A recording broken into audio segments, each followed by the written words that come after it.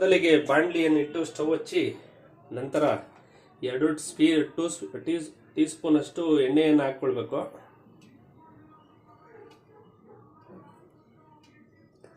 ಎರಡು tea spoon ಎಣ್ಣೆ,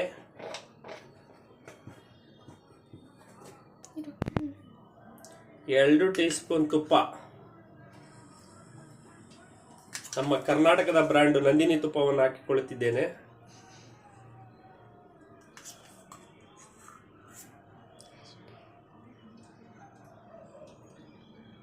ತುಪ್ಪ ಹಾಕೋದ್ರಿಂದ ಫ್ಲೇವರ್ ಚೆನ್ನಾಗಿರುತ್ತೆ, ಹಾಗಾಗಿ ನಾನು ತುಪ್ಪವನ್ನು ಹಾಕಿಕೊಳ್ಳುತ್ತಿದ್ದೇನೆ.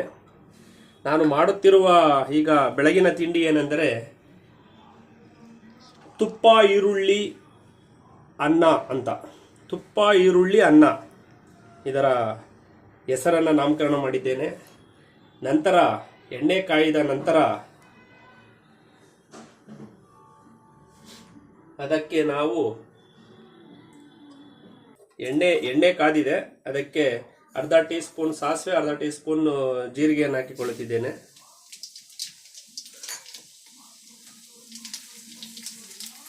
ನಂತರ 2 ಸ್ಪೂನ್ ಅಷ್ಟು ನಾನು ಕಡಲೆಬೇಳೆಯನ್ನು ಹಾಕಿಕೊಳ್ಳುತ್ತಿದ್ದೇನೆ.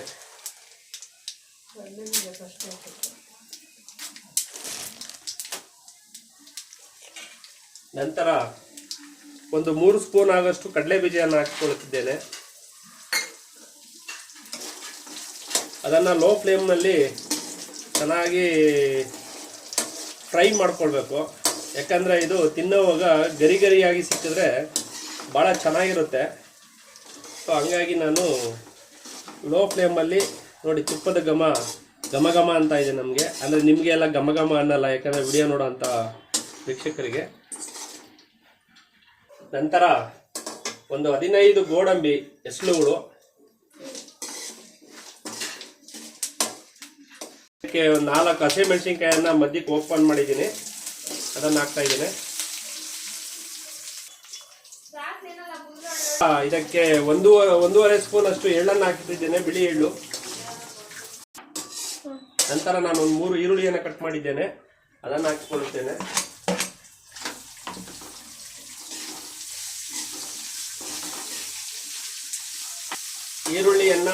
ಈರುಳ್ಳಿಯನ್ನು ನಾವು ತುಂಬಾನೇ ಬೇಯಿಸ್ಕೊಳೋದು ಬೇಡ, ಸ್ವಲ್ಪ ಅರ್ಧ ಬೆಂದರೆ ಸಾಕಾಗುತ್ತೆ ನನ್ನ ಪ್ರಕಾರ.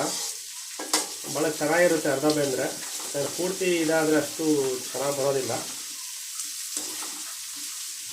ಎಲ್ಲ ನನ್ನ ಕ್ಲಬ್ಬು ವೀಕ್ಷಕರಿಗೂ ಇದನ್ನು ನೋಡ್ಕೊಳ್ಳಿ, ಮಾಡ್ಕೊಳ್ಳಿ, ತಿನ್ಕೊಳ್ಳಿ. ನಂತರ ಕರಿಬೇವನ್ನು ಹಾಕಿದ್ದೇನೆ. ನಂತರ ಇದಕ್ಕೆ ಅನ್ನವನ್ನು ಹಾಕಿಕೊಳ್ಳುತ್ತಿದ್ದೇನೆ. ಇದು ಅನ್ನ ದಯವಿಟ್ಟು ಅಂಗಡಿ ಅನ್ನ ಹಾಕಿ ತುಂಬಾನೇ ಬೇಯಿಸ್ಬೇಡಿ, ಬೇಯಿಸಿದ್ರೆ ಚೆನ್ನಾಗಿರೋದಿಲ್ಲ, ಬಿಡಿಯಾಗಿದ್ರೆ ಭಾಳ ಚೆನ್ನಾಗಿರುತ್ತೆ.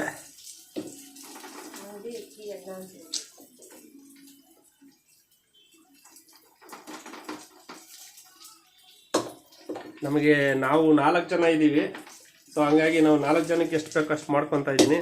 ನೀವು ಜನ ಎಷ್ಟಿರ್ತೀರೋ ಅದಕ್ಕೆ ನೋಡಿಕೊಂಡು ಮಾಡ್ಕೊಳ್ಳಿ.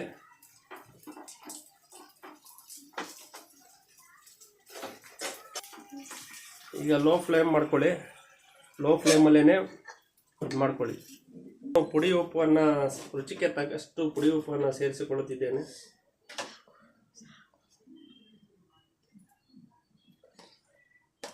ಒಂದು ಅರ್ಧ ಟೀ ಸ್ಪೂನ್ ಅಷ್ಟು ಅರಿಶಿಣವನ್ನು ಹಾಕ್ಕೊಳ್ಳುತ್ತಿದ್ದೇನೆ.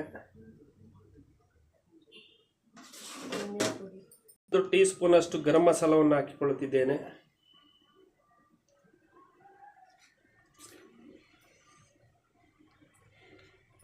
ಖಾರದ ಪುಡಿಯನ್ನು 2 ಸ್ಪೂನ್ ಅಷ್ಟು ಖಾರದ ಪುಡಿಯನ್ನು ಹಾಕಿಕೊಳ್ಳುತ್ತಿದ್ದೇನೆ.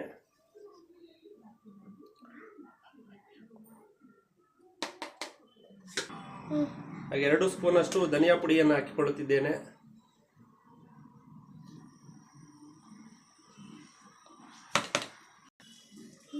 ನಂತರ ಎಲ್ಲಾನು ಸರಿಸಮಾನವಾಗಿ ಮಿಶ್ರಣವನ್ನು ಮಾಡಿಕೊಂಡರೆ ಬಹಳ ಅದ್ಭುತವಾಗಿರ್ತದೆ.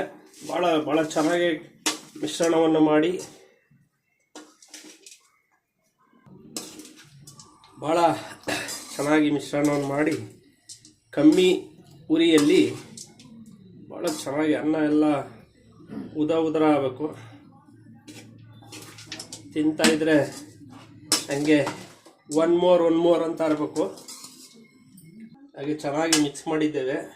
ನಂತರ ಒಂದು 4 ಟೀ ಸ್ಪೂನಷ್ಟು ಕಾಯಿ ತುರಿ, ಹಸಿ ಕಾಯಿ ತುರಿ ಭಾಳ ಚೆನ್ನಾಗಿರುತ್ತೆ. ಹಾಕಿದ್ರೆ ಒಳ್ಳೆ ಫ್ಲೇವರ್ ಕೊಡುತ್ತೆ.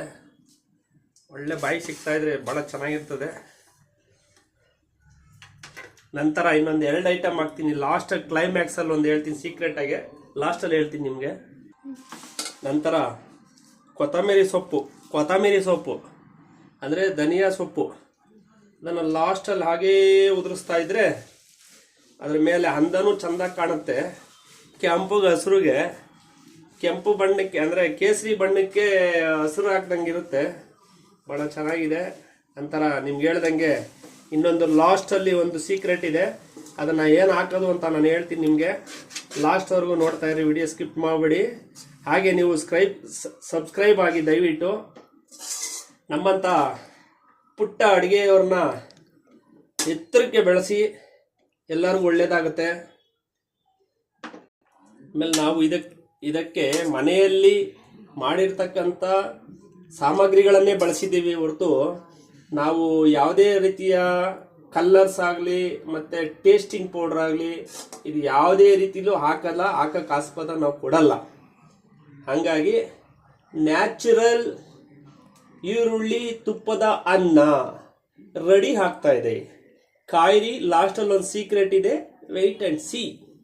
ನಿಮ್ಗೆ ಹೇಳಿದಂತೆ ಲಾಸ್ಟಲ್ಲಿ ಒಂದು ಸೀಕ್ರೆಟ್ ಹೇಳ್ತೀನಿ ಅಂತ ಹೇಳಿದೆ. ಅದೇನು ಗೊತ್ತಾ? ಟಣ ನಿಂಬೆ ಹಣ್ಣಿನ ರಸ ಲಾಸ್ಟಲ್ಲಿ ಇಂಡಿ ಅಂತ ಅಷ್ಟೇ.